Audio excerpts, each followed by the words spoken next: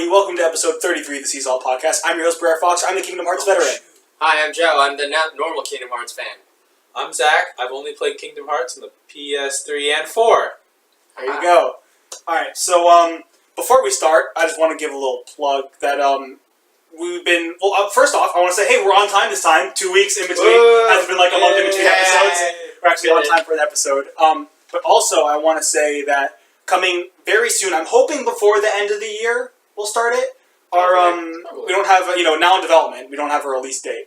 But relatively soon, we will be having a new show coming to Sea Salt that it will have a schedule. I'm thinking probably Fridays or Saturdays it'll come out. At first, once a week after we started going, probably twice a week after a couple months of it coming out. And ideally, though. Yeah. Don't get your hopes up. No, I think it'll definitely be once a week. Once a week. It'll definitely. I meant the twice a week. Don't get your hopes up. Yeah, just because of us. Well, no, I think we probably could after a while because listen, if your expectations for us were already down, let's see how low I can get without the shot down here. Put them right here. There you go. Yeah, exactly. Bro, basically, this show will be because with the podcast, we just we try to do bi-weekly, but things can get in the way and we won't have time to record it. This show will be able to record it in bulk. So, one recording session will be, 5 or more episodes. So, and if we can only record twice a week, that's still, a month's worth of content. So, this show will definitely be consistent. I won't say what it is. I'm planning on releasing a trailer once we get the first bit of episodes recorded. So look out for that. Like I said, hopefully before the end of the year. If not before the end of the year, early January, I'd assume. You think? Mm-hmm. Yeah. The show is called Sea Salt Eats a Pizza. No, but for 10 hours. That's why we record so much, because it's us eating it really slowly. Yeah. No, we record it in infinity frames per second, then we slow it down over the course of 10 hours. One episode is one slice. Yeah. And this show will have the whole gang too, all 6 of us. The OG cast plus Dante and Donald, who if you if you haven't watched the Something Stupid podcast, you haven't even seen Donald yet. But if you want to get a taste of seen Donald in general, yeah, no one's seen Donald. You just hear Donald. Yeah, It's kind of like God, Yeah. That's a really angry God. See no evil, but hear all the evil. Mm-hmm. Yeah. Also, speaking of Donald, it is Kingdom Hearts related. I don't want to say what it is, though, because I will say, though, if you think a podcast about Kingdom Hearts is nerdy, fucking strap in, because it's on, another level of nerd shit. But yeah, so to be on the lookout for that, I'm really excited, not just to release it, but just to do it. I'm really excited for it, because we've been talking about it a lot, and it's been in development since June, I want to say. We came up with it. Yeah. It was June or July. It was over the summer when we were camping. No, July, I want to say. It was over the summer. So, yeah. We came. We had up a lot with of pre-planning. It was a camping trip. Yeah. Yeah. And it happened. Yeah, and it just was kind of happened, Yeah. You're in the same tent. Things just happen. Things just kind of happen. But yeah, it's I don't want to drone on for too long about it, but I'm excited for it. I hope you guys are. It's gonna be good. Be excited. Yeah, please be excited. Now in development. But yeah. Anyway. Let's get started on some Kingdom Hearts stuff. We got a bit of news for this week, for the past few weeks. First one, not exciting at all for me, but a lot of people are excited, is that they're releasing... I do think it's cool, though, but finally they're releasing an official Keyblade replica. Kingdom Key replica. Finally, this has been... People have been wanting this for a very, very long time, and it's cool they are doing it. It does look cool. It looks really good, and there's some cool thing if it can project a keyhole onto the wall and stuff. It lights up with has sound effects and stuff. It's pretty cool. But it's me. I already have a Keyblade up there, so it's I have the same Keyblade. Yeah, I have 2 on my wall. Exactly. Yeah, so it's I'm good. It's but that one, in my humble opinion, besides the chain, definitely could be better. But other than that, I think it looks. Should we show it? Or? Yeah, sure. Can you take it off the wall? Yeah. So this one, I got this one. JoJo has the same one. You have the Oblivion and Oathkeeper, right? I have my Oblivion is this same foam squishiness, and my Oathkeeper is full metal. More firm squishiness. Yeah, but, on a squishy scale, it's an 8. Well, come on, feel this. Feel this. That is pretty firm. Exactly. I mean, it's pretty. Okay, it's not a 10.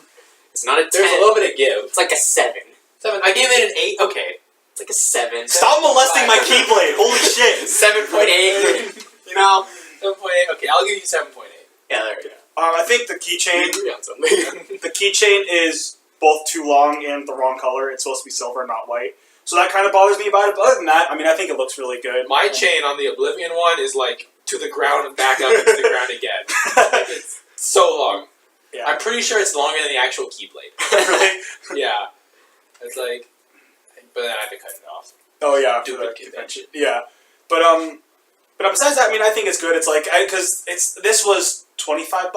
I want to say How much is Yeah, the mine official was one? around the same. 200. Jesus Christ. Exactly. So that's why I'm like, For a I'm good light- with this one.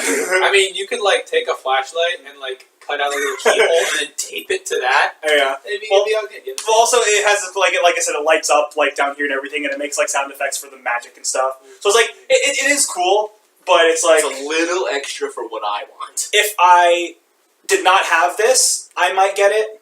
I don't know. I might. That's a lot of For money. $200. Maybe. I don't know. I mean, okay. I think about it. I would definitely consider It it. would be more open to it than if Yeah, you didn't have it. but Well, no. like, I like to think like if I'm not willing to spend the $120 for like a nice Riku figure, Mhm. or like then $200 for something that's also gonna hang on my wall. Yeah. Granted, Riku doesn't light up. Exactly. Yeah.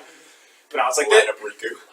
I'm very happy with it. I used to have another one that I got before this when I was. It's a joke. No, it's glow in the dark Riku. It's just dark Riku. But Anyway, I continue. had another one before this that I got. Fuck, I must have been in like 3rd grade. I want to say I bought off eBay. It was a wooden one, and it wasn't that good. Which is why I was happy to upgrade to this one because the other one didn't look that good, and this one does look good. So I saw this at a convention. I was like, hey, I'll $25. I'll get this, and I'm very very happy with this one. Not so happy to upgrade this for $200 though. So, Yeah. like I said, my only complaint with this one I look at is like the chain looks like shit. Well, it doesn't look like shit. It's just It's a little long for what it is. It's too because the actual chain is really only about this long in Kingdom Hearts. It's really short, and it's silver, not white. So I mean, if I really wanted to and cared enough, I could probably make my own chain, cut this one off, and put it on. But I don't really care That would to. take effort. Exactly, yeah. Yeah. And this is Just honestly, just like cut it off, stick some silver paint on it. Stick it yeah, back on. yeah. Get it like. Could you just cut off Like some of paint it? it Silver silver. paint? Yeah, I could do that actually. Yeah. I mean, it wouldn't be too hard. No, It's not reattachment hard, though, but 'cause it's- it's plastic. That is true. Yeah. Like, but that- super glue it on. I mean, I could. Yeah. I mean, some super glue, some like, I get like against here. I could. like some, yeah. I mean, it would be Just too something to consider. Well, because what we did for my hella long chain, because Mhm. both Oathkeeper and Oblivion, Mhm. but the Oathkeeper one when we did it because like it like had a hole at the bottom, we like stuck the chain into the hole, Mhm. like into the hole, and then Yeah. like super glued the hole, so that then it was only like day long or something like that. Okay. So like, I mean, Makes sense. it wasn't too hard. I mean, it started to be kind of just like that. Yeah. Just cut it with some scissors or whatever. But yeah. Let's get yours. Overall, if you're at a convention, you see that Keyblade, you know that it's a 7.8 on the squishy scale. Chain is a little bit long, but Mhm. fixable. Mhm. And overall, it's pretty good. Yeah. Only and- for like $20, $25, $30. Yeah, so Not that bad. it's good. I mean, like that one also is not squishy. It's more like actual. I think it's More like I could probably kill someone with this if I Well, swung hard enough. it's not metal, but like I don't remember what it was. They said what it was, but I didn't write it down. But it's not it's not on the squishy scale. It's It's a squishy scale. It's like beyond 10. Yeah, but it It's like 11. but it does look cool. Like I know Cynical's getting one. He got rid of his Lego. Yeah, I And saw his, that. I saw him burning up. Like, Yeah, that's pretty funny. I was praying. Yeah, but and like if you have a Lego, then it'd be cool to upgrade to that. But it's like for me, because I thought about it for a second, and I'm like, it does look cool, but I'm like, and if I had the wooden one, I would consider it more. But it's like this one, I'm very happy with It this gets one. a jump. Yeah, it's. I mean, like I said, besides my chain is my only complaint with this one. Otherwise, I think at least it looks really really good. Kudos to whoever made this. Yeah. This is a new segment where we review a Kingdom Hearts product. Yeah. It's not a Lego. It's not a Lego. Exactly. I think this is the one that HMK has too. I might be wrong, but I'm fairly certain that he has this one as well. I mean, yeah. Color accuracy is good. Yeah. Fucking well, I know Cynical paid I think $200 for his Lego too, which is really funny that he paid $200 for the Lego. Which I will say his Lego doesn't look horrible, but it's definitely a Lego. Like I'd say it looks better than the wooden one that I had a while back, but it's still definitely not worth $200. Like. I feel for you. It is true. Like in the Keyblade market right now, like it's hard to get a perfect Keyblade. Yeah. You got the metal one that I have, which is like Pocast. I'm sorry. It was just really funny the way you said that so seriously. It was funny. I'm sorry. Continue. The Keyblade market. As a Keyblade stocks, the Keyblade stock market. No. But you got the metal one, right? Mm-hmm. Which is like super cool, metal, sturdy. On this, it's not even on the squishness scale. It's on the steel scale. But like the detail in it kind of sucks. Like just time to push. Then you have the foam one that I have, the foam like Oblivion one, which is like foam Oblivion or Oathkeeper. No, I think it was the foam Oblivion because I think you bought Oblivion. I bought Oblivion because I took Oathkeeper to the convention. Mm-hmm. They were like, "Nah, it's metal." Yeah. And then also, in hindsight, I mean, that walking around knowing me, I would have went, "Hey!" swung it and like hit someone. So only killed a man. Yeah, would have kicked out of the con. Then then out of spite, I bought the Oathkeeper. Oblivion. I remember that. Yeah. Now I remember it. So it's all coming back. Yeah, it's all coming back. No, and then when they got my Oblivion one, which is like it's foam, nice and light, very good for conventions. So, you don't have to work too hard to carry it. Yep. But also, again, the detail is kind of lacking. Clearly, some little misprints, and the chain's hella long. Yeah. But no, it's good. Maybe next podcast I'll bring them in. We can review those. Oh yeah, there you go. Yeah. You bring in yours, which is exactly the same as this. And then we just copy what we said here. Yeah. Except directed at me. Exactly. But yeah, so I am, like I said, it doesn't really affect me because I got this one, I'm happy with it. But I do think it's cool that they're finally making a replica Keyblade. People have been talking about this forever, ever. And so that's why people have had to make these, because there wasn't one. It's just good we're getting Kingdom Hearts merch in general. Yeah. So let's be real. There's not a lot of, there's definitely is Kingdom Hearts merch. Mm-hmm. I mean, it's bigger than a lot, probably not any other, that's okay. But it's bigger than any, there's more video games that have less merch. That is a really weird way to say that sentence. You get what I mean? I understand, yeah. Yeah.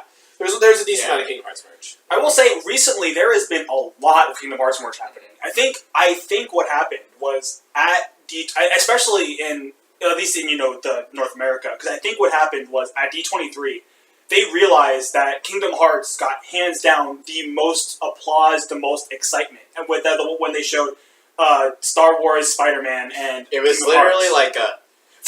Yeah, people lost their shit for Kingdom Hearts, and I think they realized that. I think that's because they've said before over time, they're realizing, people in North America really like Kingdom Hearts. But I think that was when they realized, oh shit, people really like Kingdom Hearts here, and so we're finally getting some more merch. I think that's cool. They're finally realizing, oh hey, they like it here. Let's get them some shit. Yeah. So I do think that's maybe cool. This collector edition we won't just get a pin. Yeah, seriously. Cool. We'll actually get something cool. Pin's still staying on my backpack, by the way. Oh yeah, really? Yeah. Pete fell off the other day, but it fell off at my house, so it's completely recoverable. That's good. And then I haven't put him on yet. Oh, okay. Kind of scary. But, just put them on display in your room. Yes. Honestly, I should display them all. I'm done. I'm in my backpack right now. And then falls off into that one crack in your house, and then falls into the basement. Well, Nomura would come and just take them. Yeah. I put them in a bulletproof safe. You'd probably leave a note and saying, "Hey, I saw all of your pins fall to the core of the earth. Sorry." Yeah. I burned all of your pins. Yeah, my pins are all still in the boxes over there. Yeah, see that's the bulletproof safe I was talking about. It's the box, so you can't take it when it's in there. Yeah, no, they're all still safe in there. You can't. Nomura hasn't stolen them yet, so they're. You have no power here. Seriously. I'll put this. You want me to put it back here? It's fine. I'll put it here, and then I'll try not to destroy it before we end the podcast. Okay. So I realized I forgot to look up when it is. When is Jump Festa 2018? No, I don't actually keep up with that. Okay, cool. I Right. wrote it down and I was going to look it up later when it was. I forgot to look it up. So, anyway, at Jump Festa 2018, Kingdom Hearts 3 and Final Fantasy 7 will not be there. Well, they haven't specifically said it's not going to be there. They released their lineup and it's not there. There's the new Dissidia is, and there's some other games and stuff. But I suppose technically, which I haven't said that, but technically it doesn't, and I think at least, I don't know, if it's possible it still could be there, they could show it as a surprise or something, but it's not in the lineup, you know? So basically don't get your hopes up for just keep your expectations either one. down. Yeah. Like I said, I don't know when it is. It might be like in January. It might be in December. I don't remember.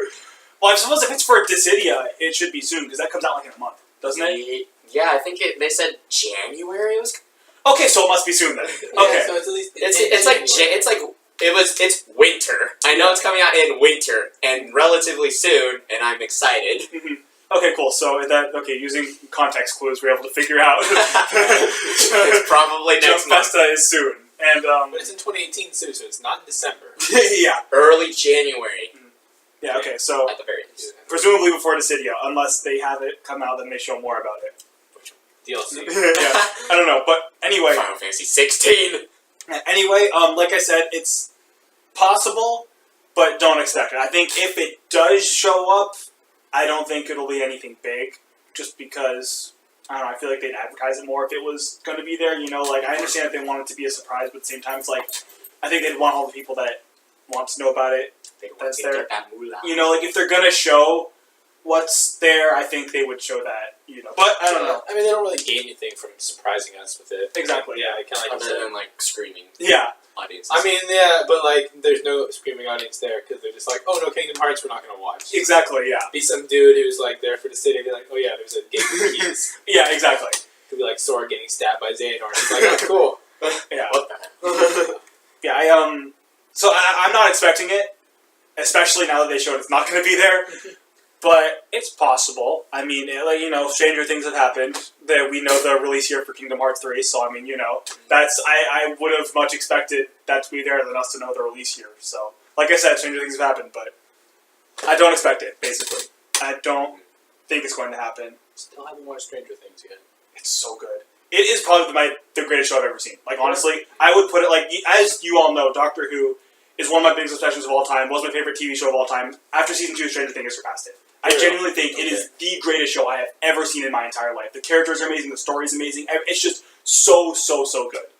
There are so few things I can think of to nitpick about it. Like when I was thinking about season 2, it's like I think season 1 was a little bit better than season 2. But even when I was looking at it, I was like, there are so few things that I didn't like about it. It's so hard for me to think about things that I didn't like about it. And even the ones that I am being extremely nitpicky about. It's like so. It's amazing. So I know everyone's freaking out about it, but to hear you freak out about it, I know you freaked out about season 1. Now to hear you freak out about it again. It's amazing. Like I said, it is probably the greatest piece of television I have ever seen in my entire life, and I watch a lot of TV. So it's holy. I know Stranger Things podcast, but like. Well, Stranger Things and Kingdom Hearts is completely possible, but, you know. That would be fucking awesome. I know you haven't seen anything, so I won't say anything to avoid spoilers, but that would be the absolute coolest shit in the world. Stranger Things, Kingdom Hearts. But anyway, you know. It was Disney Kingdom Hearts podcast. Yeah, but that should be our catchphrase. Seesaw podcast. We're Kingdom Hearts podcast. Yeah. But watch Stranger Things if you haven't. It's fucking amazing. Stop watching us right now. Honestly, like, well, if you haven't watched Stranger Things, why the fuck are you watching us? Go watch Stranger Things. It is 10 times better than anything we will ever produce in our entire lives. It's better than most people will ever produce in their entire lives. It's amazing. I don't know. Our thank you video of us eating a pizza. No, that was... They're neck and neck. Yeah. If you have to choose one, you'll probably go with Stranger Things. Because you can enjoy yourself longer. That's really it, you know? Yeah. You know, there's you know, like Stranger Things, Raiders of the Lost Ark, our thank you video. It's real close. Like right now, I think of it as like podcast number 1. Yeah. First podcast of the documentary. Well, wasn't it like the third or second podcast was the real mess one? Because there's like the one where we don't talk. There's about the best. There's the worst. The one where we don't talk about Kingdom Hearts was like 5 or 6. You weren't even in that one. Oh, was I not? It was fun. I remember that. Yeah. But yeah, whatever. Don't watch our old stuff. That's moral of our Pre-first year anniversary. Don't watch that. Some of our stuff before that was okay. I said like the one where like single digits is probably a good cutoff. I would say yeah, because we I remember there was one that I still think was pretty good, where we talked about there was a trailer that came out for 2.8. It came out a little bit before. I think there was our Kingdom Hearts 3 wish list. That one was good. Yeah. And the one where we talked about 2.8. It was one of the it was right before we left for Disneyland when we recorded the podcast last year. That one I thought was really good because we were all like engaged. We were all just super fucking pumped for that one, and I remember like. Yeah, that one was. I from what I remember, at least I haven't watched it in a good while, but I remember that one being good. But so some of our, I'd say, don't watch single digits. Yeah, it's a good rule of thumb. Yeah, maybe there are some hidden gems that we completely forgot about, but probably not. It's a good. We don't even have any hidden gems right now. Yeah, that's true. No gems to hide. Yeah, exactly. I mean, at this point, it's like, why are you going to go back and watch us talk about 2.8 and speculate what's going to happen? It's like the game's been out for almost a year, so... Honestly, why look for a diamond in the rough when it's just all rough? Exactly. That's very, very true. See, now can we put that on like a t-shirt? Yeah. For a diamond in the rough. Just like all of us, like... super happy, super depressing quote. Why look for a diamond in the rough? And then it's just all rough. Like the fake key keepers. Yeah. Discount keepers. Discount key keepers. Don't watch us watch Stranger Things. We could probably start an entire t-shirt line. Shitting on ourselves. I mean, honestly, that would probably sell way more than any of us, like, if we made actual merch, like, honestly. Yeah. Fuck. Anyway, we're Kingdom Hearts podcast. This, I don't know how to feel about this. Okay. I'm sure you guys heard about this, but they're doing another Kingdom Hearts event at D23. Okay.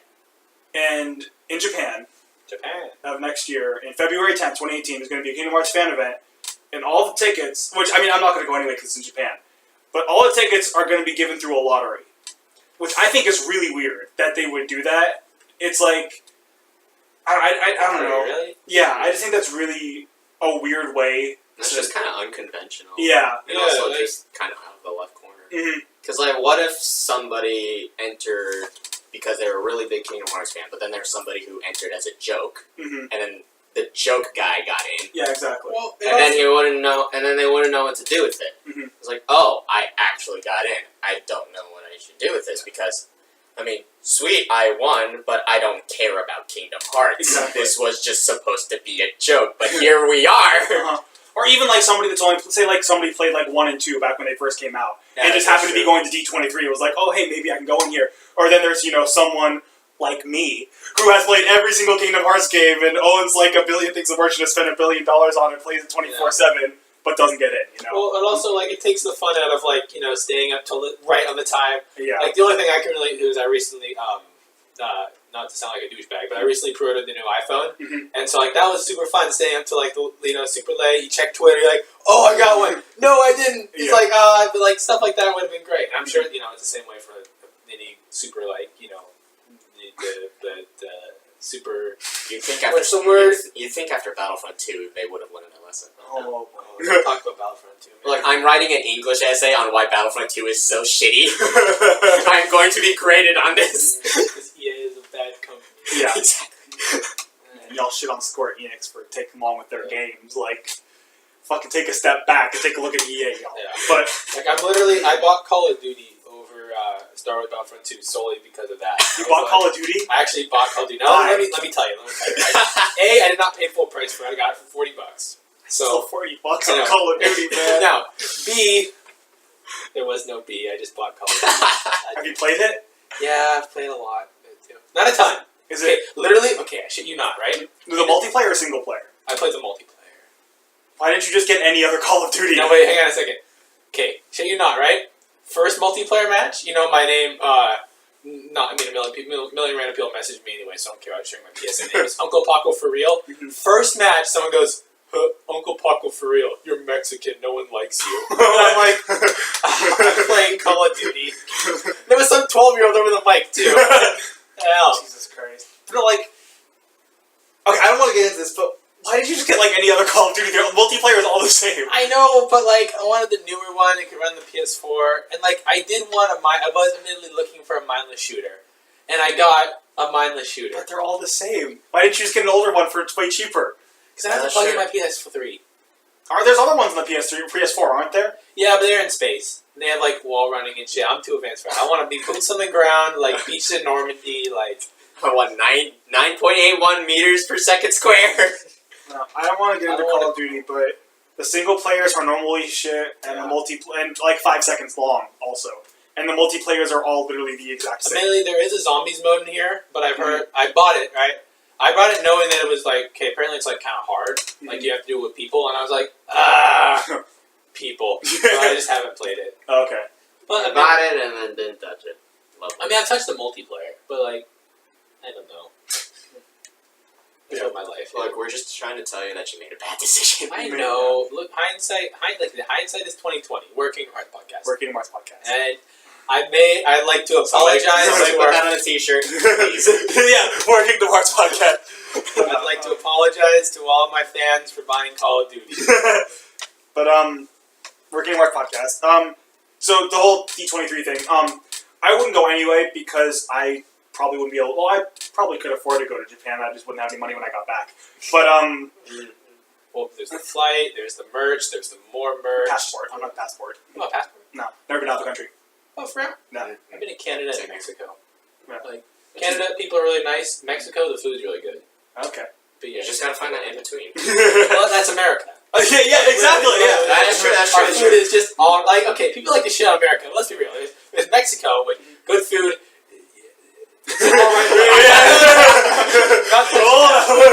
There's Canada with like There's good food. Yes. And in Canada. well, there's Canada, right? Working Hard Podcast. There's Canada, right? And like I don't want to shit on Canadian food, but no one's ever been like, man, I went to Canada, I had some amazing food. Yeah. Like no one says that. Like, but then there are people who are extremely nice. Mm-hmm. And you have America, which is just like we're kind of dickheads, but we're not really dickheads. We're like we're like tiny dickheads. Yeah. Like true dickheads are like polka dots, except there are a lot of them. Okay. Yeah. Wait, so we're just like a single dot? Yeah, we're like a single dot. We're a Kingdom Hearts podcast. So with the D23 Right. thing. So like I said, I wouldn't be able to go anyway. Probably. Even if I could, I don't think I would, just because money. Do you As want much to go as to I want Japan to. at some point though? I would love to. It's just I've thought about that. I'd love to, but I'm cheap. It's just like if I was ever going to make like a big trip, then yeah, it's just like a lot of money. So it's like it's kind of like nerdy and kind of weeaboo-esque, but like I mean, I would go to fucking Akihabara or something. It's like honestly, like I would love to just like when we go to conventions, just like my inner weeb comes out. Yeah, you know, like, the same kind of thing. Like walking around how or not how. Yeah, but it's just like I for the most part I keep my weeb like within me, but then you know like when I go to conventions, it just all like comes out of me. Well, Like I would say there's 3 times a year where I get to actually weeb out. And that's the 2 SAC animes and the 1 Fanime. Exactly. Yeah. So like, and if I don't do that, then you know it's gonna come out in like some important thing. Talk release. Yeah. Talk to my boss. 3 times a year, I get sweet release. Yeah. So you gotta build it up and then. Yeah. But like I would love to. It's just money. Yeah. But so at some point, there's another Kingdom Hearts event that isn't through a raffle. Yeah, let's do it. But you know, we'll set up a GoFundMe. Yeah, right. And then we'll eat a pizza there. Yeah. Tell you how good it is. Yeah, exactly. Japanese pizza. But no, I'm really going on about this. I'm really hungry. That's why I keep mentioning the pizza. Stop. We're a Kingdom Hearts podcast, guys. We'll just keep telling ourselves that. It'll eventually come true. So. It's on the title. So, okay, one thing that also kind of bothers me about this is most likely it's going to be exclusive, and they're probably not going to stream it, and they're probably not going to show, if they show any trailers or anything, I don't think that they're going to show it either. I have a feeling it's going to be like the last D23, you know, the famous, you know, where all the hookers and booze was at that we didn't get to see. All your fan base smells like Yeah, so I'm assuming it'll kind of be like that, and it's going to be annoying. Also, I hope that they tell us beforehand whether they are or aren't, because they were hyping the fuck out of that 2 years ago, and they made it seem like they were going to stream it, because they were, even to like, you know, in North America and everything, they would not shut up, they were fucking hyping it up like crazy. Then all of a sudden they get there, and there's signs like no recording, no streaming, no nothing. And so, we didn't get to see it. And so, for one thing, let's, you know, just be smart and assume they're not going to. But either way, you know, as you always say, Mr. Square Enix, if you're watching this, please let us know what's happening. Like, if you are going to, like, the reason that it bothered me last time wasn't because it was exclusive. I don't have any problem with stuff being exclusive to, just an audience. But it bothered me that they didn't say that it was going to be exclusive. And they advertised it. Technically, they didn't say that, it wasn't going to be exclusive. But the way they advertised it made it seem like it was going to be. And so I hope they don't do that again, But, yeah, so yeah, it's like... But do they really learn, though? They live. Well, they definitely learn. Just kind of live, Yeah. They don't really learn is like, it's a 50-50. Every now and then. Sometimes.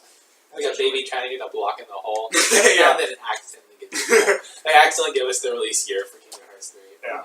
But, anyway, so that's happening. I'm not really excited for it because I'm not going to be there. So, I mean, same here. It's like, if it wasn't through a raffle, it's like, I still wouldn't go, being honest. But there'd be a slight possibility of me going.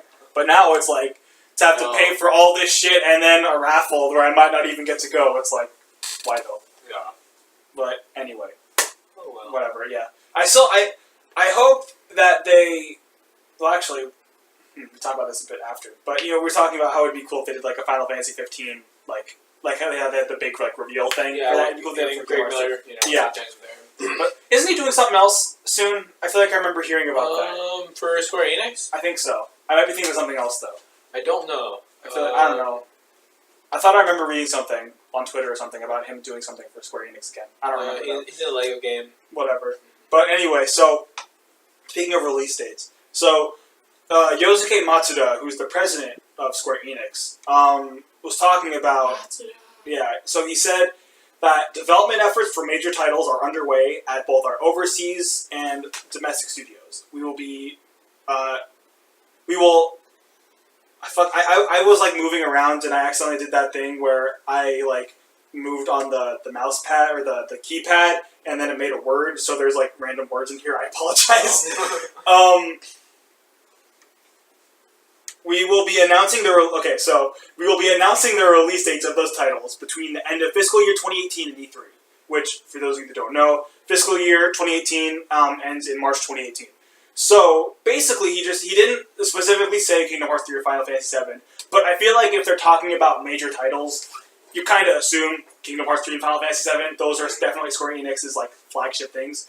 And he said big titles, which is plural, by the way, not big title, so it's not just one of them. He said major titles we will have their release date between fiscal year 2018, so between March 2018 and E3, which is June. So between March and June of next year, presumably, we don't know if I'm sure, major titles could mean fucking, like, Tomb Raider or something, I don't know. But, presumably, we might know the release date of Kingdom Hearts 3 and release year, I'm assuming, of Final Fantasy 7 between March and E3. I'd imagine that's something they want to do at E3. Yeah. Like, flash a cool new trailer and then flash the release date. Mm-hmm. So, I mean, that would make sense, too, with predicting that it comes out in November or something like that. Late 2018. Mm-hmm. That actually would be... That'd be good, because they're not following the Fallout 4 ideal route that I always preach, but, like, they're also, they're like, here's the release date, and then we get the game. Yeah. Here's the release date, 10 years later we get the game. Yeah. So, like, I'm somewhat down to that. Yeah, but, so I think that, with King, I don't think they will, because I feel like if, they're going to be releasing the release date soon, I think they would have announced some big event by now. But I do think it would be cool if they did, like, an uncovered event with Kingdom Hearts 3. I think that would be really cool. It would definitely have as much of a turn up, if not more, than Final Fantasy 15, honestly. Like, how many people came to the event. I think it might, if the orchestra concert showed anything, like, there would definitely be a lot of people there, myself included. That would definitely, I imagine it would be, if, they did, like, Final Fantasy 15, I imagine it would be in, North America again. But, if they did, if it was in Japan, I would definitely, and, it was possible to get them not through a raffle, I would definitely consider going to Japan for that, if they did that. But, if you want to do it in, like, San Francisco or LA or something, that'd be nice. Yeah. Or, just fucking do it here in Redwood City, like, I mean, we have this, like, there's kind of there's a movie theater. Yeah, right, yeah. Having the board standing in front of the screen. Yeah, right, yeah. I don't know, no complaints here. Some people are just like, man, we came to go see, the Justice League. Namora walks on stage, like, the three of us are like, ah! See Batman. Christ. But no, so, I don't think they will, because if they do, because I don't remember when they announced the Uncovered event, but I feel like it was a good, 6 months before, I want to say. So, I imagine they probably would have announced it by now, or who knows, maybe they'll announce it, tomorrow or something, I don't know. But if they do, that would be really cool. I would definitely try my best to go, especially if it was in the U.S. If it was in the U.S., I'd be, almost guaranteed to go. But, and I'd hope you guys would too. Yeah, it'd be really cool, and it also, even I wasn't even at the Final Fantasy 15 one, but it was live streamed, which do that, please. Which is great. Yeah, I was still getting excited watching it, yeah, but it'd be cool if they did. I could see them do. On one hand, it's I could see them doing something like that for Final Fantasy 7, but I don't think it's as likely because it is. I feel that game does definitely have more hype than Kingdom Hearts 3. More people are excited for that in Kingdom Hearts 3 because Final Fantasy 7 is it's way more popular game than Kingdom Hearts. But on the other hand, it is still a remake, and I feel and having a big, they revealed so much cool stuff at the Final Fantasy 15 event. I feel like they could do the same thing for Kingdom Hearts 3, but for Final Fantasy 7, it's what can they announce? For a remake of a game, that would also get people excited, aside from the release the only thing that they could, they could just showcase, some important cutscenes, and just to, get people a feel for voice acting and what to expect. I mean, I guess, but, would that really be worth going all the way, to LA for, and, buying, however much the ticket is, and, taking this whole trip to just see it, look at a game that you're going to be playing in, a couple months anyway. It's for the Final Fantasy 15 event, it was a huge event where they announced so much cool stuff. The movie, the anime, the fucking car, 15 things, yeah. Yeah, there was so much cool stuff that they announced, whereas with Final Fantasy, and I imagine they could do so. I don't know if there is going to be that much cool stuff Kingdom Hearts-wise, but if, there was... If they could pull out 15 things for Final Fantasy, they could probably do 3 things. Yeah, exactly. That's 3 things. Yeah, but it's even I'm not expecting them to make a movie or an anime and stuff. But it's if they were doing cool stuff, they could announce stuff like that at a, or even if they were doing that, they didn't announce the Keyblade now. They could announce the prop Keyblade there and everything. That's a gummy ship. Yeah, it's a car. Yeah, no, it's an actual spaceship. Yeah. But we've excited to say we partnered with NASA. Yeah. Roy Conley comes out. There's an amazing collaboration going on between Square Enix, Disney, and NASA. We have the spaceship here dropped, and it's a gummy ship taking off. Holy shit! That would definitely be worth going out to LA for. Fun. Watch a real life gummy spaceship. Yeah. They put all the copies of Kingdom Hearts 3 are going to be on the moon. I have to go to the moon to Kingdom Hearts 3. Jesus fucking Christ. But anyway, it is exciting to think. Obviously we don't know for 100% sure that we are going to know the dates by then because he said major titles, which really we don't know what they are, but we kind of do. I was trying to think what other huge Square Enix games are coming out that we don't know the release date of that would be considered a major title. It's I really can't think of anything, And it's they have a lot of other side stuff, but as for actual Square Enix development stuff, it's Kingdom Hearts and Final Fantasy are really their flagship titles. And I know that they said that they're planning on releasing the next big Final Fantasy game next year, but I feel I don't think we'll know the release date of it. Well, fucking between March and June, let alone next year at all. So, yeah, I really think, and even if they didn't say that, I do think it'd be very possible to, at least Kingdom Hearts 3, the release date by then, because, like you said, I was imagining E3 for the release date, because I definitely think they're going to go all out for Kingdom Hearts 3 at E3, because... they kind of have to. Yeah, if it's not coming out next year, it's considering it is coming out next year, it's that's their opportunity to go ham on it, and really focus in on it. And I imagine that I think that we'll at least learn the release year of Final Fantasy VII next year. Whether it is between March and June, I don't know. I do think that at some point we'll get something else at least, whether it's another trailer. I think it's possible for the year. I think we will, but it's not like my expectations are like a trailer. I definitely think we're going to get at some point next year. Released year, probably. Wait, it was announced 2 years ago, I want to say? Yeah, I think 2015. 2015 or 2014. Okay, so that would mean it's about 3 years into its development cycle. Yeah. If that. I mean, what? Yeah, they were working on it for a little. Oh, yeah, it was 2015, yeah. Because I remember I was thinking that 2019 would be 4 years when it comes out, which I think is very possible. Because, being honest, 4 years is not that bad for game development cycle. It's just they announced it way too early. Yeah, it's also 4 years for one part, though. It's still they said it's going to be the length of like a full game. They said it's going to be like the length of a full Final Fantasy. Can you really complain? So it's like you're not like we're getting like a fucking 5 hour game. It's like we're getting presumably like a 30-40 hour game here. Yeah. Like this is why it's taking 4 years to make like a 30-40 hour game. It's not like Have they said are they adding anything to it, or are they like besides totally changing the combat and like all that? I think they said kind of like they said that because they said they're adding enough content to make it one full game for just one part. Mm-hmm. But yeah, I mean, I think it's coming out. Like I said, I think 2019 is a very possible year because 4 years is a normal amount of time for a game. Mm-hmm.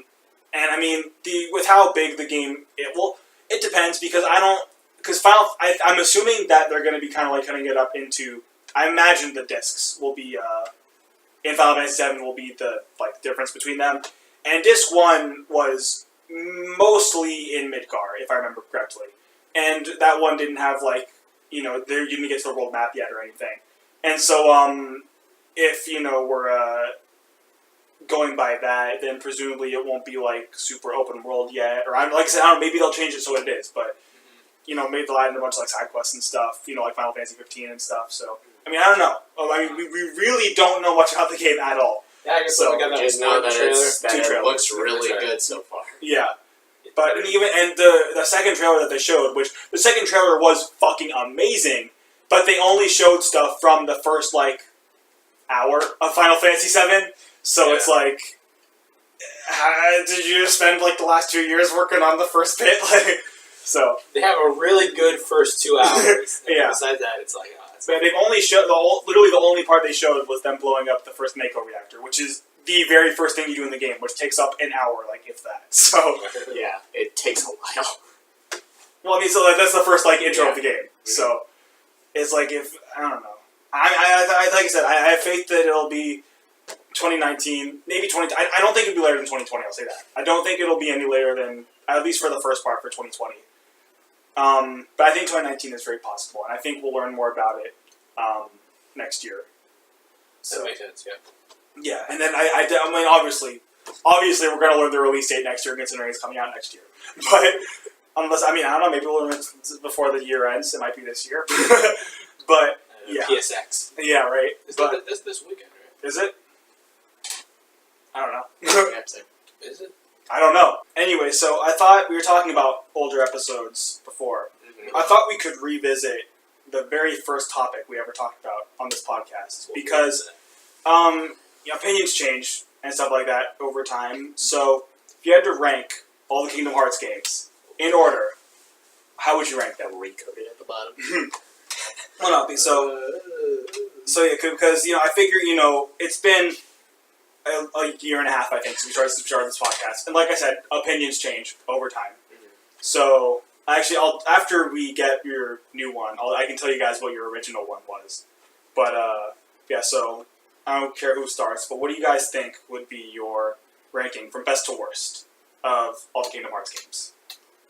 I think out of all the Kingdom Hearts games that have left the most impact on me gameplay-wise, I think Dream Drop just has the best ideas.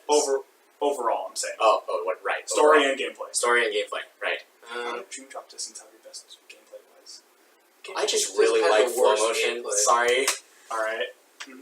Actually, someone, kind of funny, had a podcast really dedicated to Kingdom Hearts, and someone had my spot-on opinion with Dream Distance. So, Flow Motion sucks. it's janky, doesn't work, and they're like, that game had no, like, barely any story. It had important moments in the story, but, like, of the 20-hour game. Had the biggest mess of the story. Well, here's the thing with Dream of Distance, right? Is like, I will completely agree that it had some of the most important parts of the story, and it had some of the most, like, impactful moments of the story. Yeah, Mickey stops time. Like, as a game that was 20 hours long, I think the story was, like, it was kind of very small. I think the thing is with Dream Drop Distance is that like that's the only bit of story that they really had to tell, you know? It's like, and with Dream Drop Distance, if they wanted it to just be just the story, the game would have been like 3 hours long.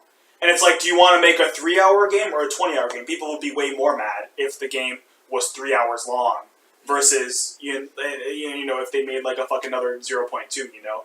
And so it's like, I understand why they did it. The actual game, the worlds were fun. I enjoyed it, and I mean, you know, we got the because the game technically wasn't even about all that. It was about Storm Riku's Mark of Mastery exam, and you know, we wouldn't, if we just did learn the Xehanort stuff, we wouldn't have gotten the Mark of Mastery exam. Riku wouldn't be a Keyblade master, and so it's like the story really revolved around the Mark of Mastery exam, which didn't have much to do with the overarching story, and in the end, that stuff just so happened to be in there, you know? It just happened that Xehanort decided, you know what, let's hijack their exam. Yeah. That being said, though, they could have added more things to the story. I mean, like what, though? Because, I mean, the game was very much setting up for Kingdom Hearts 3. It was putting the last little, like, I mean, this is obviously before 0.2 came out and everything, but it was supposed to be putting in the last little sprinkling bits of, well, like, setting up for Kingdom Hearts 3, which, because making the batter part. Yeah, if they put in any more, it would have just been stuff that we're going to learn in Kingdom Hearts 3, you know. Yeah. And it's almost, like then that's taking away from Kingdom Hearts 3. Yeah, I agree, but I would have appreciated more if they had done it like a 2.8 and just had like a 0.2 that was 5 hours. But we went in expecting, you know, this is something that's already in a collection, and here we have the Mark of Mastery exam. And maybe we don't even, I mean, I know, let's say things went differently. It wasn't on 3DS. I mean, we didn't get a game then. I mean, okay, now it's like alternate Kingdom Hearts history. But say we didn't get a game. We didn't get Dream of Distance. We just got, you know, remake. Then we come to 2.8. Let's say even a little bit sooner, and it's like Kingdom Hearts 3 gameplay. But like with the Dream of Distance, like just the story. Like I would have maybe appreciated that a little more. Then we wouldn't have got 0.2. But I think that I'm glad that they didn't, because I mean, the reason that they even made 0.2 was because they wanted to give us something for Kingdom Hearts 3. Dream Drop Distance was, you know, it needed to be, like, if they just made it a small game simply because they didn't have enough story, it's like, it's kind of lazy, you know? It's like, that's very lazy to just, because you don't have enough story to make a 5-hour game for, not even, probably would be like 3 hours, for a game series that is known for being like 20 hours long, you know? And so I'm very happy with, you know, what it came out to be. It was fun. The gameplay was good. Not the best. I don't know what the fuck you're on, but I mean, I did enjoy Full Motion. I just think it was very, very, very floaty, and it needs improvements. But it's still fun. I still have fun playing the game. I will say it was better on the PS4. I'll give it that. I didn't play all of it on PS4. I think I got to like Reality Shift on PS4. It doesn't work. What? I remember that being, I don't know exactly what you're talking about, but the I thing remember where you dive into the floor and you do the thing. I remember that being harder on the PS4. You click like you just press the button. You press buttons, and I'm just like I can't do it. You can't press buttons? I can't press buttons on time. I don't know what it is. Wait, how do you play anything? How did you do that one thing when you're in Toontown? You have to shoot the ice cream or something. Yeah, like, that was buttons and rhythm. I mean, come on. Actually, I can't do it. The hardest boss in the game is Huey, Dewey, and Louie in fucking Disney Town. Oh my god, can't do it, man. Sorry. Anyway, so list. I'll make it easy for your Birth by Sleep. Well, okay. Traditionally, I've been the champion of Birth by Sleep as the greatest Kingdom Hearts game ever. Think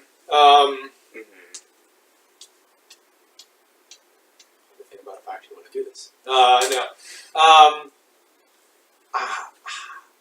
I want to leave. I think I would leave that one at number 1. Okay. I've always said that it's like here, and it's just more one part me being stubborn, the other part me just I like the it was a shorter experience, Mhm. and then it didn't overstay its welcome. I'm not saying Kingdom Hearts 2 overstays its welcome. It definitely doesn't. Mhm. But it definitely, Birth by Sleep gave me exactly what I wanted, which was I didn't know what I wanted, but it gave me, if I knew what I wanted, it would have given me what I wanted. Alright. Which was a really good story with these three really good just group of characters, Mhm. and it was, the combat was good, not the best. I like Jump Festa. Yeah, I would definitely agree that the little, you got used to the menu system, and it wasn't as like weird as the cards. It's totally cheese Birth by Sleep if you know what you're doing. Yeah, and the shot lock, that was cool. Yeah, that definitely broke the game, but it was a good way to break the game. And so you could break the game earlier though. it was so I still think I put that up at number 1. Okay. That being said, I think if you look at them both as story, if you look at them as almost like movies and not as video games, Kingdom Hearts 2 definitely takes the cake for a better story. Just as a video game story, and it's something you have to play. Yeah, no, there's not even close. But like, I mean, it's close, but like not even that close. But as a game you actually have to play. It's just stubbornness talking. No, but if I actually have to invest time into it, like 20 hours or 30 hours of my time, like Birth by Sleep left me going, oh man, that was good. Yeah. I like Birth by Sleep. I really like what it added. But when you like look at it, you just realize I only spent because it made it too easy to like cheese through. Like not even talking about the system itself, like how you can break the game, or it just made it too easy to advance to other worlds without realizing, oh, I didn't grind enough for this.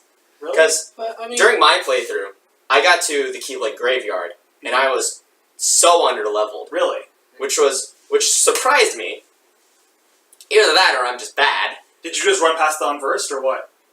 I kinda, yeah, I did. Okay, well that's your problem. That is my problem. That's the problem. Yeah, you fight the same.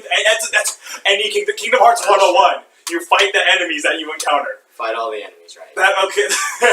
I mean, like I'm with you that Birth by Sleep isn't perfect, but fight the enemies you encounter. That was my bad. Yeah. My list, I think I put obviously 2 right under that. I think now that we're going back and we're very, very slowly playing through 1, I'm enjoying that. I think I put that one really low on my list. I think I half ago. I remember that being pretty low. I don't think I put it in 3rd. I think in 3rd is Days. I think still. Because again, Days is a story. Really, really good. Well, Days is a game. Remember, we're put both story and gameplay into account. Yeah, I am. And I'm taking into account, I give it mad points for story and I minus a lot of points for the gameplay. Yeah. Because it was literally... It just zeroes out. And it's 3rd. Okay. Which is like, yeah, and it's in the top 3. And reading the mangas was amazing. And it's just, right. The gameplay again was so boring. I thought the gameplay was boring. It hits that 100-day, like 120 lull, and it's kind of like, I don't really want to do that anymore. So yeah, I put 3 with Days. Let's eat ice cream. We are best friends. Ha ha ha ha ha ha. I mean, Days is just all I want to do is eat ice cream. I think for number 4, I put number 1. Great game, great simple story. Again, you do hit the point where you hit that kind of mid-game low, but that's fine. I marked so many points down on Dream Distance was like a lot of mid-game lows. But yeah, great game. And for what it was too, being this kickoff of the series, I think I didn't take that as well enough into account. My OG list. What are we talking? We started talking about one. Yeah. Right. As a for 5, I think I'm gonna put Chain of Memories. All right.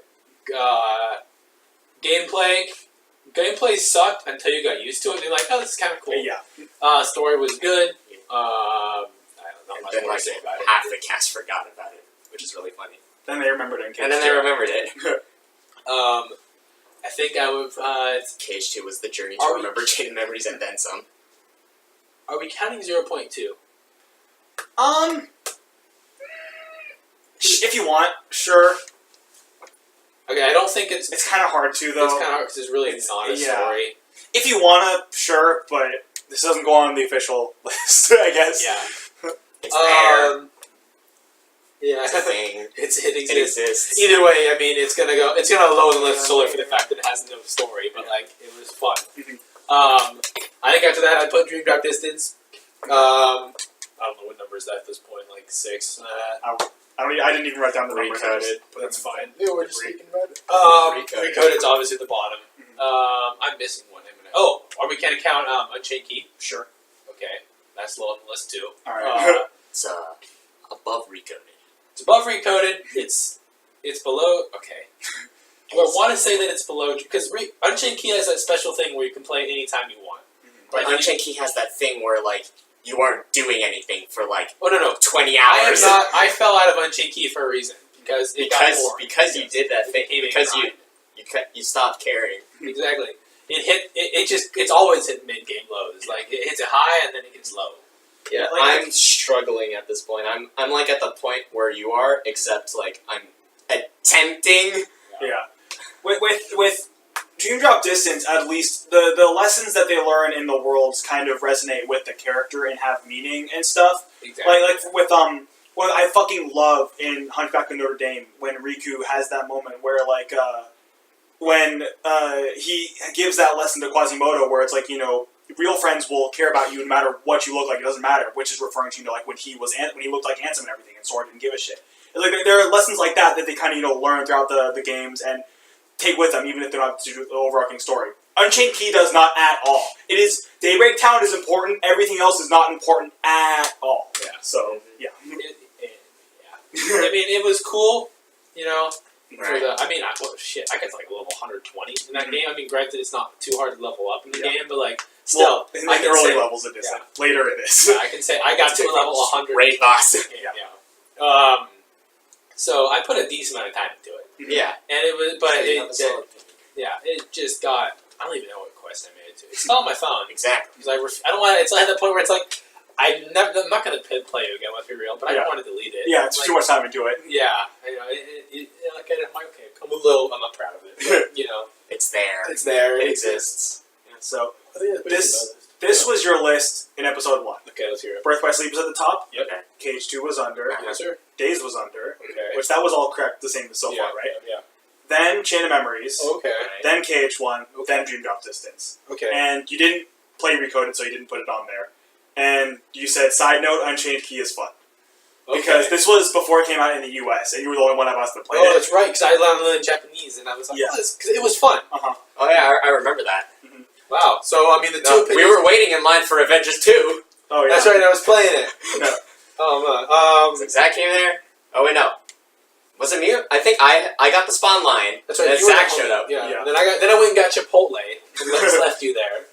And then I sat there and I played Japanese version. Yeah. So really the only thing that changed was you put Kingdom Hearts 1 above Chain of Memories in your list. Yeah, and I think what happened with that was because we're playing it, Mm-hmm. I realized, like, for me, Kingdom Hearts 1 gameplay is obviously better than Chain of Memories, but I like the story in Chain of Memories better than 1. Yeah. But I think taking into account that it started the series, and, I'm probably like half of the frame, but taking into account that it started the series, and that the story wasn't bad, yeah. No, you're fine. Yeah, it's all good. I just realized your hat was on there the whole time. It's fine. It's a beautiful hat. Yeah. I almost said, it's being blocked by the little stop button. That's not going to be in the final video.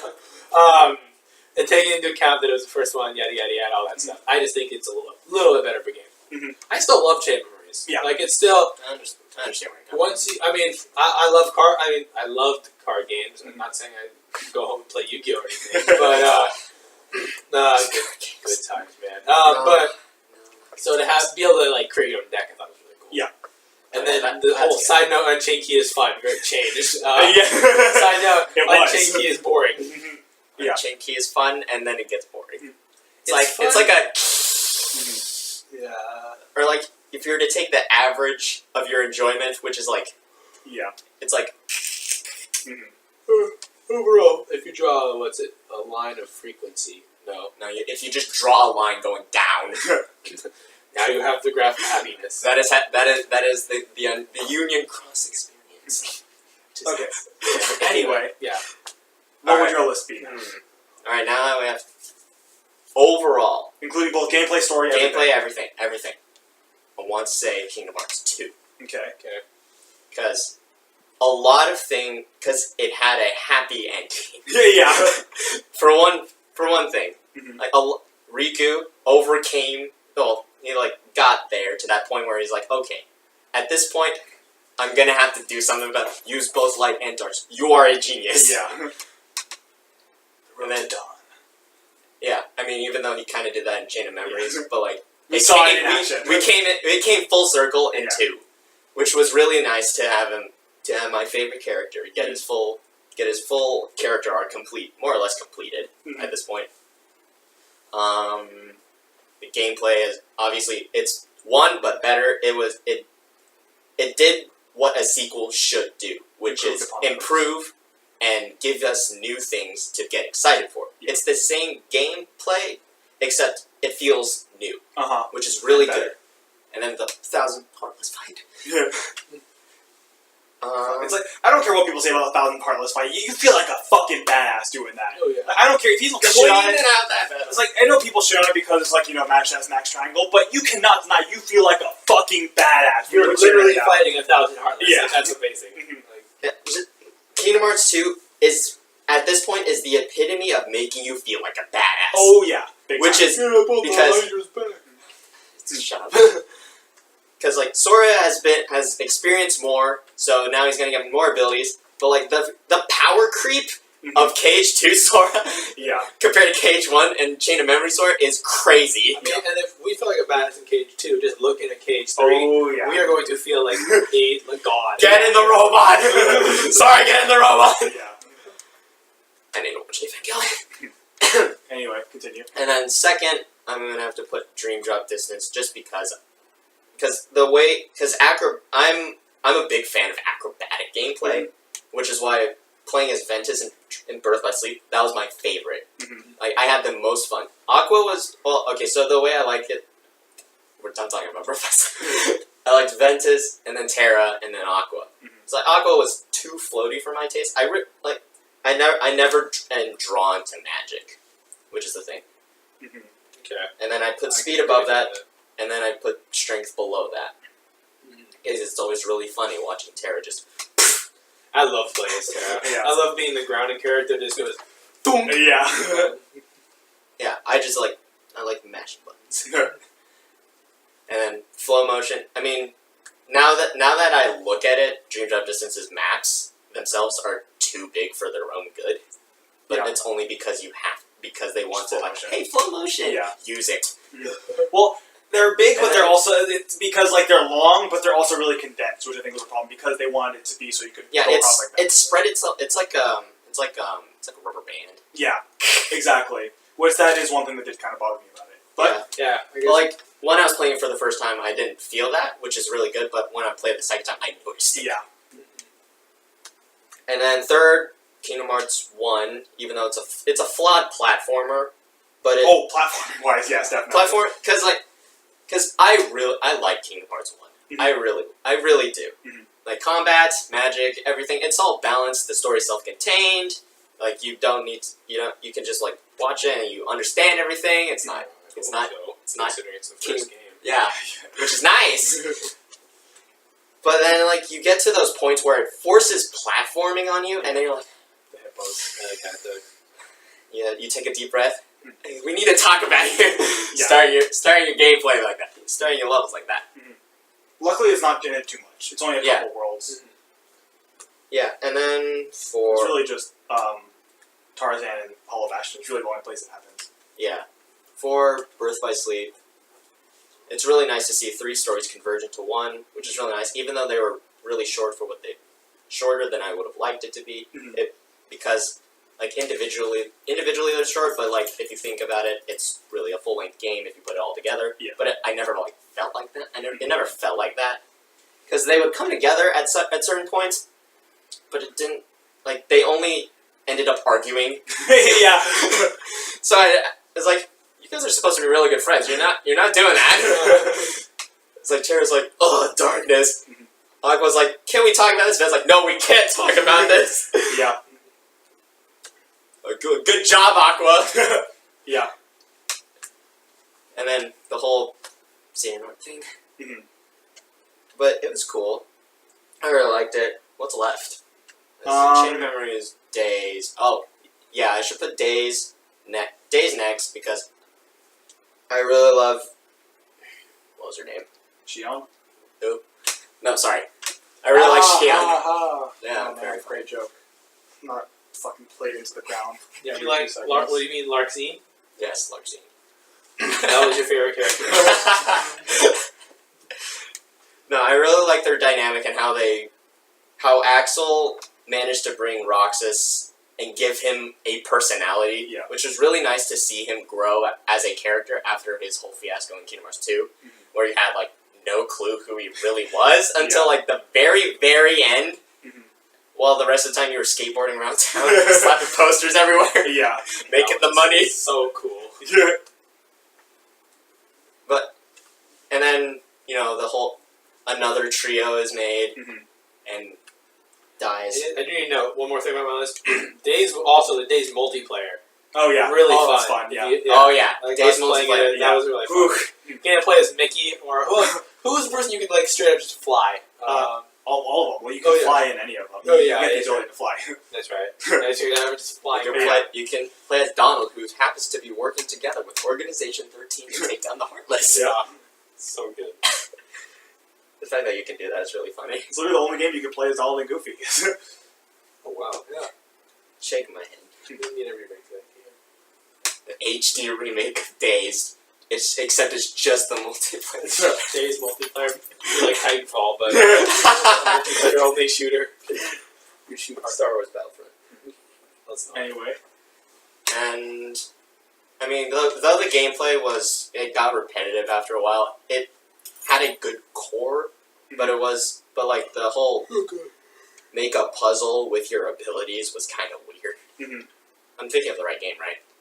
I'm not confusing that. Yeah, that was like kind of weird. It's like, oh, I leveled up, but I don't feel like. But like, you have to put in a level up. But I have to put in the level up, which is that's not good. Yeah, you can't do that. And then for a DS control, I'm like, okay, yeah, all right, I'll give it to them.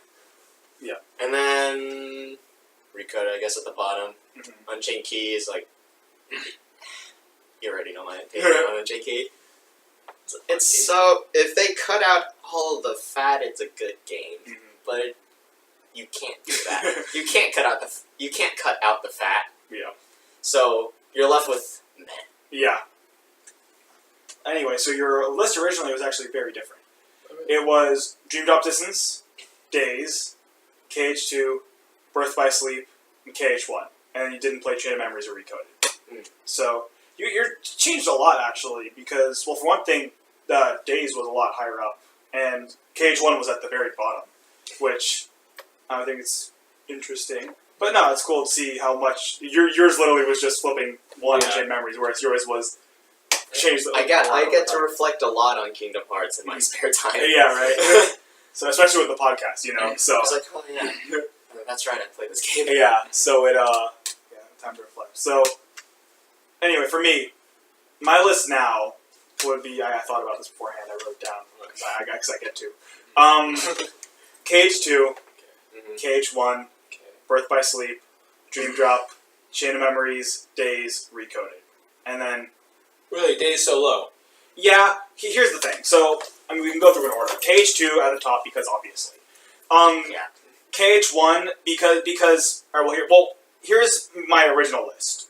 Was, in our first episode, was Kingdom Hearts 2, Birth by Sleep, Dream Drop, Days, Chain of Memories, then Recoded. And the thing is, so the reason that KH1 is now number 2 for me is because I played through it a good handful of times since it's been remastered. I think I played it twice on the PS3 and once on the PS4. And it is just so fucking fun. Gameplay-wise, it is so fun. I think it is one of the most fun Kingdom Hearts. It honestly probably is behind Kingdom Hearts 2. Probably the most fun gameplay-wise. And the story, while is, the most, juvenile, the most simple, is really, really good. You care, in my opinion at least, I cared so much about, Sora, Riku, and Kairi's story. It's and although, it was, there were moments where it's you go, 2 worlds without really any big story happening, it's still... I really like the way it set up the dynamic between Sora, Donald, and Goofy. The world, if something big wasn't happening, you were getting something between Sora, Donald, and Goofy was happening, they were developing as characters. Sora and Donald were, pissed off at each other. They're making up or something, And when the stuff did happen with Riku and Kairi, it was so exciting seeing that happening and seeing Riku turn into the bad guy and everything. Yeah. It's so cool seeing when you have that moment where you realize, like, yo, Riku's not the good guy here. It's such a cool. It's like it's definitely foreshadowed very heavily, but like once it really like sets in, like you are straight up the bad guy. It's a really cool moment. And then when you find Kairi, but she's a vegetable, it's such like an exciting moment and immediately just turns heartbreaking. Mm-hmm. And there are so many moments in the game like that just have your emotions fucking going crazy. And I think that despite being, just Kingdom Hearts 1, I think it did such a great job of, for one thing, setting up this amazing series and just being an amazing game. And the ending to just the entire ending of KH1 is just like all of Hollow Bastion and the end of the world is just fantastic. With the final boss is fucking epic. It's one of the best final bosses in all of Kingdom Hearts. And the whole like waking up Kairi, Sora's killing himself and saving Kairi and everything, and him coming back and fucking Riku coming back as the good guy too, because there's the moment where he's the bad guy, but then you realize like. You're the bad guy, but you're also not Riku. It's like, and then then when you realize that it was Ansem was actually the bad guy, the guy that was studying the Heartless. That's also really cool. Like, oh, holy shit, this is Ansem. And then Riku comes out, he's like, no, I fucked up. Like, I got you guys. And then the whole take care Control of her. Z. Take care of her is when you realize, because you're still pissed. Like for me at least, I'm still pissed off at him after saving, even after he comes back as good for a bit. I'm still pissed off at him because you're a jackass. But take care of her is when, like, the redemption for Riku. That was like, alright, you're homeboy still. It's like, I got you. And Mickey fucking flipping out of nowhere when he's, like, inside of Kingdom Hearts. That is just like, fuck yeah, like, there's homeboy. It's like, I love Kingdom Hearts 1. There's so many great moments like that, on top of it being a really fucking fun game, that it's just, it's number 2 for me. Respect that. Yeah. And then under that... just back to the KH1 dynamic thing. Something that I think later Kingdom Hearts games kind of had a problem with. Mm-hmm. Like, this is probably more prevalent in Days, especially with, like, the Days lull. Uh-huh. But like, in KH1, something was always happening. Yeah. Which was really nice. Uh-huh. I just wanted to say that. Yeah, exactly. That is another thing that I really liked about it, because even in the worlds that... Which, like you said, Days and, Dream Drop Distance didn't do this as well, where it's like, even if you go to the world, even if it's, it doesn't focus on the overarching story, even if there's no, like, Xehanort stuff happening, it still will focus, something will be happening between, Sora, Donald, and Goofy, or they'll learn some kind of, or I guess it happened, Dream Drop Distance thing, learning lessons and stuff that, reflect on their character and give them a bit more development and stuff. But it's not as prevalent as it was in, like, KH1 and 2 and stuff. Yeah. And, so that's just one of the reasons why I fucking love Kingdom Hearts 1. And the more I play it, the more I love it. And it's just such a good game. And then Birth by Sleep, because story-wise, it's just fucking amazing. Like, it's so good story. I love playing through each character, and you learn a little bit more, and then as you keep going, you learn a little bit more, and a little bit more. You just keep going until then when, like, in each one, it has, like, its own big kind of, like, twist and everything. Like, with Terra, like, the moment where you realize that, Terra is Xehanort. And it's like, because there's Xehanort's there, and you're like, alright, why you named Xehanort? It's like, are you his dad? Like, well, what's going on here? And then, it's because I feel like it should be so obvious that, Terra, the same fucking hair, but it's like, you don't even think about it. Then you see with the white hair, it's like, holy shit! And it just immediately clicks. And it's so cool. There are so many cool moments like that in Birth by Sleep. Fucking... Vanitas' reveal is still one of, like, the most, in my opinion, like, the most terrifying moments in Kingdom Hearts. It's so cool. That is such an amazing reveal of fucking... And then you realize it was still Haley Joel Osment. You're like, wait, that was him? Yeah. Well, it actually sounds a lot like his normal voice. Yeah. So he changes his voice a lot for Sora. The Vanitas is very similar to normal Haley Joel Osment. Yeah. But... We're just used to... you don't use Sora! Yeah. But, like, it's... There are so many cool moments like that in Birth by Sleep, and the gameplay is definitely not the best, but it's still fun. It definitely has a floaty problem. It definitely has some, it's not perfect, but it's fun. Gets the job done. And the story is fucking amazing. It has such a great story. And then I put 3D under that because mainly because I think the rest of these have problems, I would say, and the way that they come out on top, like Dream Drop Distance, is out of the last four, gameplay wise, is the most fun. Because your flow motion, like Birth by Sleep, it has its problems, but flow motion is indeed fun. I have fun flying around, and the gameplay is good. It's basically it is basically Birth by Sleep, but with flow motion. But it's still it's still good. I enjoy it. What are your last four again? It's Dream Drop Distance, Chain of Memories, Days Recoded. Okay. But yeah, I agree with you on that one. But yeah, so Dream Drop is and the story for what the story is, it's good. I do I agree that there isn't a lot there, but I do enjoy how they definitely made it so when they're in the world, they're still learning stuff. There's still stuff happening relevant to their characters and everything. And I did enjoy dropping between Sora and Riku. I thought that was fun. Except when it happened, in the most crucial moments. Well, Other than that, it was a good idea. But the idea of it, I like playing Sora and Riku. I thought that was cool. It was cool playing with both times instead of going through all of Sora, all of Riku. Yeah. And then it was like, oh yeah, I remember when that happened in Sora's story. It almost felt like they were doing it Riku's together, story. but separately. Exactly. Which is literally what the game is all about. So they did a really good job with that. Well, because I know originally they were planning on doing it like Birth by Sleep, where you play through Sora and then you play through Riku, but they realized that it just completely breaks the immersion. Because I was thinking about this. Sora's story stops so abruptly. It's like you don't really realize it because you continue to play as Riku. But it just ends so abruptly with him just falling into darkness and then falling asleep with Zigbar like nighty night, and it's just like. And then you realize, it's over. I was thinking about this, but you don't realize it because you continue to play as Riku. Yeah. And it's like you don't know if you're going to back Sora or not. But I was thinking about this. I was like, if that was the end, if you just played through entirely as Sora and that was the end, then you had to go all the way back to the beginning as Riku. That would be annoying. Yeah. So I do like because that was they're taking their test at the. Birth by Sleep I think could have done that, but I think I like the way how it was like you play through one, but then as you play through, you unravel more and more of the story. I thought that was cool. Whereas Dream Drop Distance, I feel like all the stuff that needs to be unraveled really is right at the end. So it would have been cool character stuff, Disney stuff, a little bit of new stuff with Sora, and then back to the beginning, and then more stuff, not really much happening, story stuff, and so it's like I enjoy how they do that. I thought it was good. Anyway, so under that was Chain of Memories because, like you said, card system is annoying at first, but then fun. Once it gets fun, it is. Once you learn how to do it, it is fun. It grows on you. Yeah. And the story is really good. I really enjoy the story of it. I think that the Disney worlds are one of the most. It's like Unchained Key level of irrelevant. Yeah.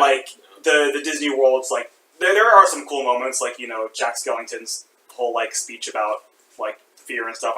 Stuff like that is fun, but for the most part, you could probably just besides Traverse Town and the Call of Action, you could just straight up skip over the Disney worlds and didn't have a problem knowing the story. But the actual Castle Oblivion story is really good. I really enjoyed it. And the gameplay is once you learn how to do it, the gameplay is fun. And then the reason that Days is so low is because I recently, I say recently, this was probably a year ago by now that I think about it. It was a while back. I replayed through it again. And the story is fucking great. It's one of the best stories in all of Kingdom Hearts.